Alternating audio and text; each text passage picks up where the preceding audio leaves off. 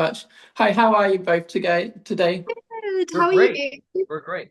I'm okay, thanks. So I love the show. You were both fantastic in it. And my first question I wanted to ask was, Thanks. how did you come across this project or get involved with it? And what was the audition process like? So I got an audition through my agent, and then I did a self-tape. And then it was quite soon after. I think maybe it was I think it was under a week. And then I had a recall on Zoom with Michael, the showrunner, and all the gang and stuff. And then I got the job by like a week. It was quite a quick one, actually. It was quite nice because That's normally awesome. normally it's quite long and you're like, oh, Yeah, it's a but yeah, thing. yeah. This one was funny because my agent's friend, who's a manager, said, there's a part going out that they're looking for a P.J.Byrne type character. I'm like, wait, what? What's what? That's me. I am P.J.Byrne. What the hell's going on? And then I found out it was Michael. We've worked together in the past, and it's like, what is it? Let's do it. And then that's kind of how it happened. And I was like, let me put myself on tape just so it makes it if you can try to sell it easier so you don't have to like just whatever. I always like also I think it's good to put yourself on tape for kind of for characters to make sure that everybody's on the same page and there's no mystery that you're showing up the first day like wait, what the hell's going on? And I always say work with friends. It is the greatest way to go to work. And I've worked with Michael. We sort of have a second-hand language, so he lets me play a little bit. He already knows how to kind of write to my voice a little bit, which is great. Um, and I don't know that's how it kind of went down. That's cool. So I guess you got to do some improvisation then as well. Oh yeah, it's so he lets me riff, and then it's great when because he's on set a lot of times, and he's super granular because he wants to be a part of everything.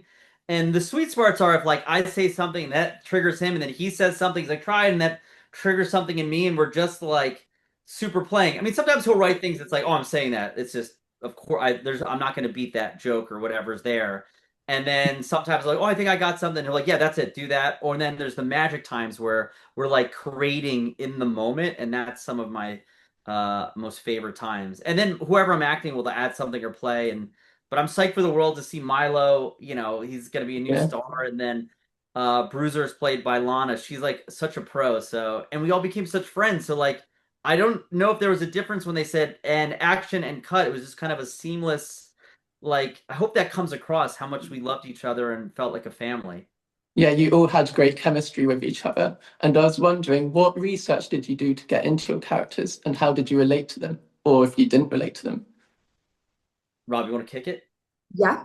I so I thankfully didn't have too much in common with her in the regard of the Luckily. situation. Yeah. But I did look at some cases and like and more from like the person, the abusee, from their kind of perception of it, like from their side of the story. And yeah, I watched the film as well. I watched the film. I didn't read the book fully. I don't remember, but I did highlight little bits. But yeah, just yeah, that kind of thing. And what Tim, about this you, really is Paul? interesting. This is our two characters so different. It's like going like we're over with the car accident. Let's see if anyone lived. Well, let's go to Bill. He's with the kids, having a great time. It's a tricky transition. But my process is obviously like this is a John Grisham novel. He's the Legend of Law. My dad would always have a John Grisham book because he traveled a lot. So I was like, oh my God, I can't believe I'm doing a John Grisham TV show. Danny DeVito, obviously you saw the if you saw the movie, he played the character. He's like an idol. So it's a kind of a daunting world to jump into. So you read the book, you try to kind of watch Danny a little bit, like what was he doing, and then you kind of have to forget it, and then you have to insert sort of. I like to insert PJ into it and find the similarities between myself and this character, and then just let it have its own tentacles and run and be honest and genuine and go. I mean, that's how I really do it. Like whatever is honest to the moment and true from whatever I built as his backstory. And if I can insert me into it as much as possible, I try to do that. That's amazing. And Robin, as your character is in an abusive relationship, I was wondering, did you find it hard or challenging to portray her? And what was it like portraying someone like this? Yeah, I definitely found it a challenge, but I think it was such like an important story to tell. And I think as an actor, I kind of like to separate it slightly because it's such a horrible situation. So I would like kind of get into it more on like the turnover and just as you're about to film. But yeah, it was challenging, but yeah, I hope I did it justice. Yeah, you were amazing, both of you. Amazing. Thank you. And can you share any deleted scenes either of you filmed that you wished were in there? I have a cocaine problem that they didn't even address at all. No, that's a lie.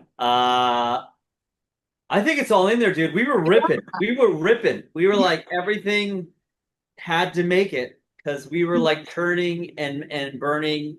And I think Michael Seitzman, our showrunner, is awesome. He can be super, I call him Mr. Granular because he can just knows everything that's going on in the whole process and who's doing what or what's happening or how you're holding your glass and he put it on the page and so much, there's a lot in there, dude. It's all there. Except the cocaine thing. Except there's a huge and I was like, why do we go there? Why do we go there?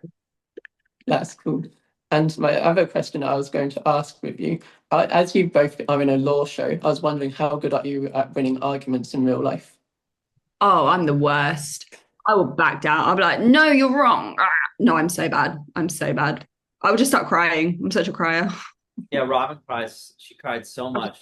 I can't believe she's not crying now. I'll bring it.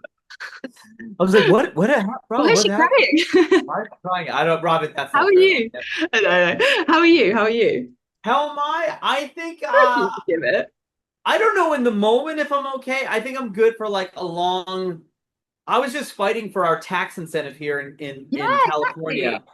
So that I felt like I made a good argument. I made it. I'm making a case. I'm making an argument, and that worked out well. Yeah, you killed it. Yeah, I did it for you. I did it for America. I did it for everybody. I thought, world, come help us here in California. We need the help right now. Yeah. Well done. And my other thing is, was there a lot of research? But was there a lot of rehearsal and research before you filmed certain scenes, or not? We had a stunt rehearsal for some things that I won't say, but yeah, we had some rehearsals for stuff. Yeah, there were some rehearsals. There was some stuff with the car. I think Milo was doing some car stuff. And yeah, was there anything else? I don't think there was anything else. TV's tricky. TV's like, you don't get a lot of time to really rehearse. I would like, sometimes if I can get together with like Lana or Milo or, we can Zoom rehearse because we know the days are just, they're moving and cruising. But after a while, you get to know your character so well and their ticks and their whatever kind of makes them run. By the end of it, you're like, okay, I think I have a capture of this. So you can kind of just be in the moment with your fellow actors. That's cool. And were you allowed to... Daniel, so much cocaine. Again, they didn't show that storyline. Devastated. Just devastated. Can you imagine how much I talk now? And were you allowed to pick your outfits and costumes for this show? Or yes. Input into them? These are not the shoes. But I said I want to wear like the most ridiculous, comfortable New Balances that I wear in real life at all times. They're better than the suit shoes. Yeah, instead of suit shoes. Because Deck's not a real lawyer. He can't cross the bar because he never passed the bar. So he's the man on the street trying to get all the goods on everybody. So I was like, I need to be wearing New Balances at all times.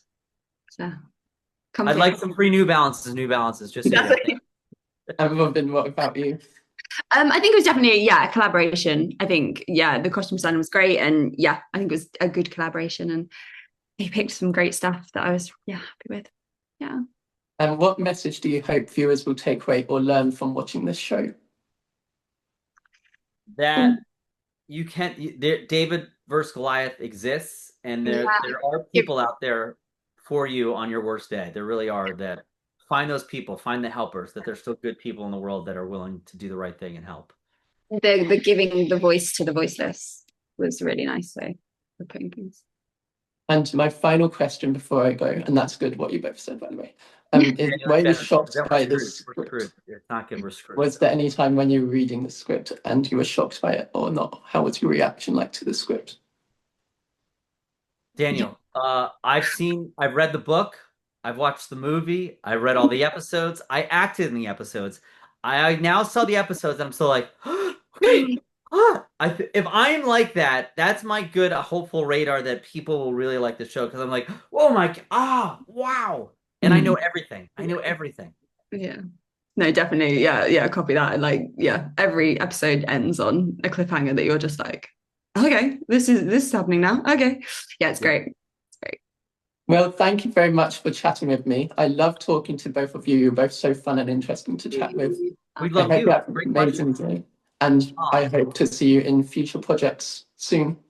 That's Thank my you so guy. much. Well, let's do this for like 6 years and then we'll give you another one. How's that Yeah. sound? And a season 2 as well.